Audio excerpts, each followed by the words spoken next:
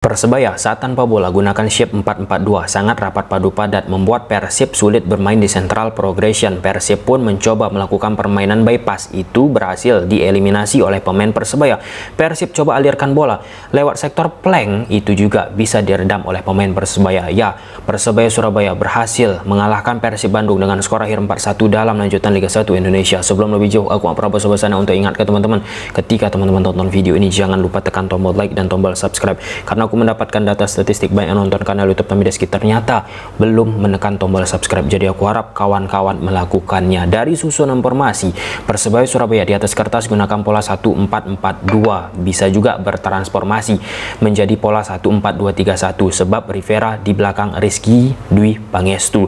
Sedangkan Persib Bandung di atas kertas gunakan pola 1-4-2-3-1. Ini momen bagaimana build up dilakukan oleh Persib Bandung. Mereka mengalami kesulitan untuk bermain di central progression, posisi yang ditempati oleh Adam Alis, McLock pun Tyron Delvino. Mengapa kesulitan Persib Bandung? Karena shape tanpa bola yang dimiliki oleh Persebaya 4-4-2 di atas lapangan sangat amat disiplin, rapat padu padat. Nah, ketika itu disusupi, diupayakan oleh pemain-pemain Persib Bandung, dengan mudah dipatahkan. Pada pertandingan Persib menghadapi Persebaya Surabaya, Coach Boyan Hodak di sektor sebelah kanan memainkan hand-hand seperti di grafis ini. Secara positioning, areal hand-hand coba dibantu oleh Tyron Delvino, maka muncullah situasi 2 versus 1, Tyron Delvino, hand-hand, dan Ardi Idrus. Nah, secara eksekusi pemain Persib Bandung tidak prima endingnya kawan-kawan, karena ada gangguan dari Ardi ke posisi Tyron membuat ya apa yang terjadi di atas lapangan bisa dipatahkan oleh pemain dari Persebaya Surabaya. Yang ingin aku tekankan bagaimana ketidakseimbangan dari permainan Persib Bandung, condong ketika attacking itu ke sektor flank sebelah kiri daripada memanfaatkan flank sebelah kanan. Nah, hand-hand yang tidak kuat, attackingnya, ofensifnya sangat amat normal ketika Tyron Delvino beberapa kali membantu gerakan hand-hand lewat 2 versus 1 seperti yang kita bahas tadi. Nah, kalau Ciro kan hitung-hitungannya kemampuannya itu duel 1 lawan 1-nya kuat, jadi situasi overload ya mungkin bisa nggak terlalu mencolok dilakukan oleh pasukan Boyan Hodak ya, walaupun di atas lapangan ada kontribusi yang dilakukan oleh Edo Febriansah untuk membantu Ciro Alves. Saat kita bicara dunia sepak bola, permainan di atas lapangan tidak seimbang, itu sebenarnya sudah menjadi sebuah masalah, satu masalah lah. Kita lihat Persib Bandung kawan-kawan.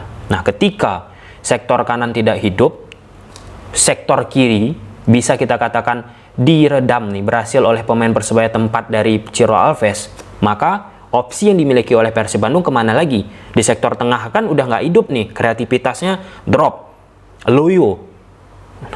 Opsi yang dilakukan oleh Persib Bandung bermain bypass. Ini contohnya ketika 4-4-2 yang dimiliki oleh Persebaya Surabaya sangat amat rapi, shape-nya lagi dan lagi membuat Gustavo Franca melakukan yang namanya bypass, langsung meletakkan bola itu ke belakang garis pertahanan dari Persebaya Surabaya. Alhasil itu sangat amat mudah diantisipasi oleh pemain Persebaya Surabaya. Ketika dari bypass berkali-kali dicoba oleh Persib Bandung gagal, opsi lainnya memanfaatkan sektor flank. Sudah kita sebut tadi, dari sini Gustavo Franca memindahkan bola tersebut ke Edo Febriansah. Shape tanpa bola yang dimiliki oleh Persebaya Surabaya terjaga, strukturnya sangat amat rapi, dan ya, Ciro Alves yang melakukan pergerakan tanpa bola tidak presisi umpan yang dilakukan oleh pemain Persib, Edo Febriansah. Nah, salah satu dilematisnya Persib seperti yang sudah kita ulas sebelum-sebelumnya kawan-kawan, bagaimana ketika ball position tinggi dimiliki oleh Persib Bandung seperti kebingungan, bola ini harus kemana, bola ini harus diapain, karena kan secara prinsipal Persib Bandung bersama Coach Boyan Hodak identiknya itu permainan proaktif, permainan reaktif football, lebih banyak menunggu kemudian melakukan serangan balik. Kalau proaktif itu lebih banyak mengontrol, posisional play-nya sangat amat tinggi kawan-kawan. Nah, ini berbanding terbalik, Persib ini kan identiknya, khasnya, top of mind-nya bermain reaktif football, menunggu kemudian melakukan serangan balik. Nah, ini untuk kesekian kalinya kita sudah membahas Persib Bandung. Ketika Persib Bandung banyak menguasai bola, maka yang salah satu sering kita temui, kebingungan, kreativitas pemain di atas lapangan itu entah kenapa hilang begitu saja. Berbanding terbalik, jika Persib Bandung memanfaatkan yang namanya momen-momen serangan balik, itu kita angkat topi kekuatannya, keahliannya. Dengan Persebaya Surabaya lebih banyak menunggu kan bersama Coach Paul Monster, kan nggak terlalu banyak penguasaan bola dimiliki oleh Persebaya dari pertandingan ke pertandingan. Pada pertandingan Persebaya menghadapi Persib ini, Persebaya 43%, Persib 57% penguasaan bolanya. Ini kan menjadi PR nyata bagi Persib Bandung. Nah, ada satu poin juga coba diimprove oleh pemain Persib Bandung di atas lapangan untuk menciptakan yang namanya central progression connection. Nah, ini momen Gustavo Franca mendrive bola, Ciro Alves melakukan yang namanya supporting sektor tengah yang dimiliki oleh Persib dengan masuk ke koridor half space. Nah, sehingga sektor sebelah kiri kelebaran dimiliki oleh Persib Bandung akan diisi oleh Edo Febriansah. Tapi sekali lagi, tanpa bola, komunikasi, struktur rapat padu padat yang dimiliki oleh Persebaya Surabaya berhasil membaca apa yang dilakukan oleh pemain Persib Bandung.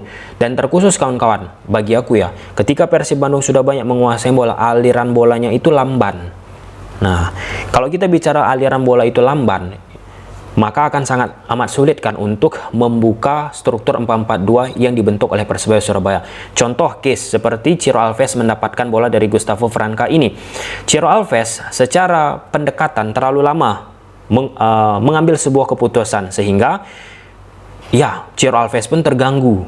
Posisinya membuat struktur pertahanan yang dimiliki oleh Persebaya Surabaya pun bisa secara kompak lagi mereka retreat dan membuat Maklok memindahkan bola tersebut ke sektor flank sebelah kiri, dan itu sudah ditutupi pemain dari Persebaya Surabaya.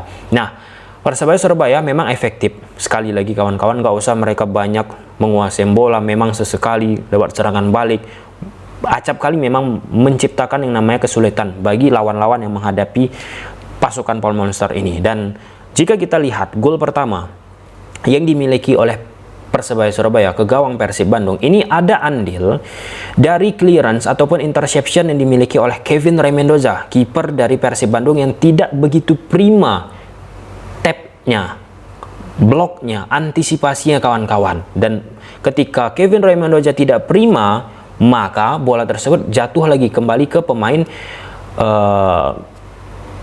Persebaya Surabaya, dan ujungnya tercipta gol on goal ya dari pemain Persib Bandung. Aku nggak pertama kali ini membahasnya. Ketika kita bicara Kevin Rey Mendoza, silahkan flashback, lihat video-video ulasan taktikal kita. Bagi aku, Kevin Rey Mendoza salah satu titik kelemahannya ya seperti yang tadi, seperti saat ia keluar dari gawangnya melakukan antisipasi ataupun interception.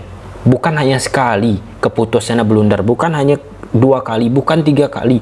Bagi aku sudah harusnya memang ini menjadi bahan evaluasi. Bukan hanya Kevin Rey Mendoza yang menjadi titik evaluasi, tapi pelatih kiper juga. Aku merasa Coach Pazos pasti sudah mengetahui ini, memahami kalau misalnya Kevin Rey Mendoza dari sisi pengambilan keputusan ketika mengantisipasi bola udara agak ragu-ragu dia. Kalau misalnya ragu-ragu ya ngapain, kan kasarnya kayak gitu kawan-kawan. Ini nggak boleh tim sebesar dari Persib Bandung. Konsekuensinya apa? Ketika Kevin Rey Mendoza pada momen gol pertama ia melakukan blunder, kan konstelasi berubah langsung. 1-0. Selanjutnya dilakukanlah pergantian pemain. Itu normal kawan-kawan. Ketika seorang pelatih sudah tertinggal melakukan yang namanya pergantian, reaksi. Di saat Persib Bandung pun suka tidak suka, nggak bagus mainnya. Sampai bahkan dengan gol yang dimiliki oleh Persebaya nggak bagus main Persib. Apa yang dilakukan oleh seorang pelatih? Ya mengganti.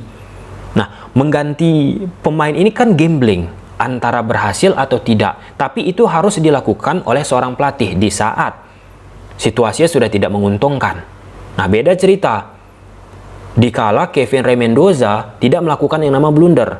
Pasti secara matematis perhitungan bagaimana nih untuk menciptakan yang nama keseimbangan tadi. Nah, di momen sudah tertinggal Persib Bandung, ya normal. Aku memikirkan Coach Boyan Hodak melakukan pergantian. Dan melakukan pergantian yang dilakukan oleh Coach Boyan Hodak, bisa kita katakan tidak begitu optimal. Memang dulu-dulu ataupun pertandingan-pertandingan lalu, beberapa keputusan Coach Boyan Hodak berhasil. Tapi untuk momen saat menghadapi Persebaya Surabaya, langsung muncul ketidakseimbangan. Setelah pergantian, gol kedua datang, gol ketiga datang bagi Persebaya, dan sampai gol keempat dimiliki oleh Persebaya Surabaya. Diganti juga Kevin Mendoza masuk Seva, ya bisa kita replikasikan di atas lapangan. Intinya ketidakseimbangan tadi muncul. Nah, apakah situasi gol kedua, gol ketiga, gol keempat ini ke gawang Persib bisa terjadi kalau misalnya Kevin Mendoza itu tidak melunder? Itu yang menjadi konsensus penting kawan-kawan. Di level pertandingan-pertandingan besar, jika satu sudah tercipta gol, itu akan biasa merubah.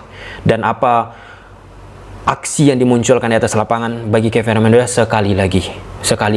Ini bukan aku secara personal nggak suka Kevin Mendoza, tapi ini sudah memang kita analitik di beberapa pertandingan dilakukan oleh Kevin Mendoza, itu memang kelemahannya. Kalau misalnya Kevin Mendoza tidak melakukan kesalahan di momen pertama blunder kawan-kawan, pasti ceritanya akan beda. Nah, namun aku pun tidak bisa menyingkirkan beberapa shape, beberapa hal yang sudah dilakukan oleh Kevin Mendoza, tapi ya terlalu sering hal-hal yang seperti yang dialami oleh Kevin Mendoza tadi terjadi bersama Persib Bandung. Nah, ada satu case yang memang menarik ya, pergantian dilakukan oleh Coach Boyan Hodak mengeluarkan Kevin Mendoza. Nah, itu pun sebenarnya kalau dari sisi regulasi ya mau tak mau harus seperti itulah kan, karena Kastanier dimasukkan. Di atas lapangan sudah dimainkan 6 pemain asing.